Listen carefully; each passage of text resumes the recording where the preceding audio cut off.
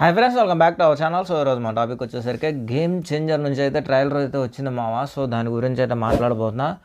So first of all ఆ game changer trailer చూసిన తర్వాత నా ఒపీనియన్ వచ్చేసరికి కొన్ని మిస్టీరియస్ అంతే పెట్టారు మావా, కానీ ట్రైలర్ మాత్రం బీభత్సంగా అయితే ఉంది, మామూలుగా కూడా కాదు.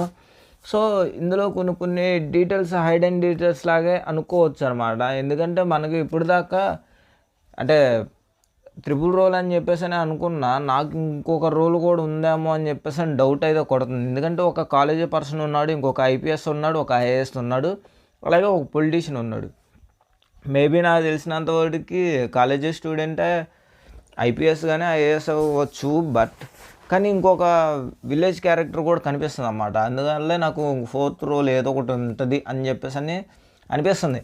అంటే మిస్టీరియస్గానే ఉండొచ్చు అని చెప్పేసి అని అయితే అనిపిస్తుంది. పొలిటీషియన్ అయితే మాత్రం ఖచ్చితంగా చనిపోతాడు అని అనిపిస్తుంది. ఎందుకంటే మనకి అంజలి గారి క్యారెక్టరే ఉంది కదా, ఆమె ఏంటంటే ఎక్కడి నుంచో తప్పించుకొని పారిపోతూ ఉన్నట్టు అయితే అనిపిస్తుంది. అప్పుడు ప్రెగ్నెంట్గా ఉంది.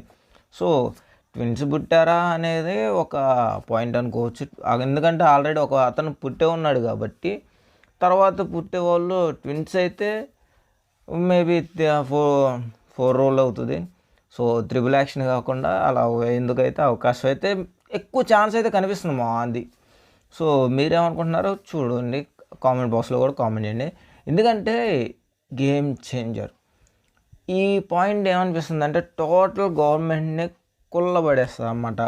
అంటే గవర్నమెంట్ మొత్తాన్ని పడేసే క్యారెక్టరే మనకి ఇందులో అయితే కనిపిస్తుంది. ఎందుకంటే వాళ్ళ నాన్న క్రియేట్ చేసిన పార్టీ అభ్యుదయ పార్టీ. వీళ్ళు ఏ పార్టీ మీటింగ్ అన్నా పెట్టుకొని ప్రజెంట్ లీడింగ్ అవుతున్నారు ఏదన్నా గవర్నమెంట్ కానీ అంటే అక్కడున్న పార్టీ ఒకటి అభ్యుదయ పార్టీ. అపోజిషన్ పార్టీ ఏదన్నా ఉండొచ్చు సంథింగ్ ఏదో, కానీ ప్రజెంట్ లీడ్ చేస్తుంది మాత్రం అభ్యుదయ పార్టీ.